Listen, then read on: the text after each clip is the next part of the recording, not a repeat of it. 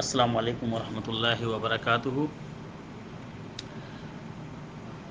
صہیب الخیر رضی اللہ تعالیٰ عنہ حدیث کے راوی ہیں، کہتے ہیں کہ نبی کریم صلی اللہ علیہ وسلم نے ارشاد فرمایا، ایما رجل تدین دینا، کہ کوئی بھی شخص جو ایسا ہو کہ قرض لے،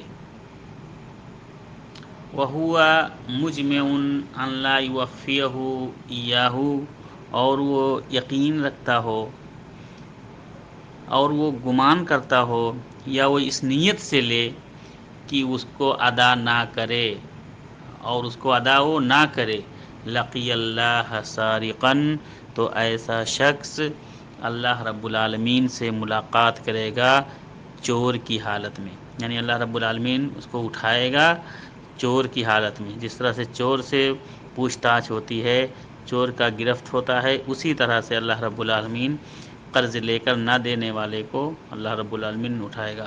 اللہ تعالی ہم تمام لوگوں کو اس خبیث بیماری سے بچائے۔ السلام علیکم۔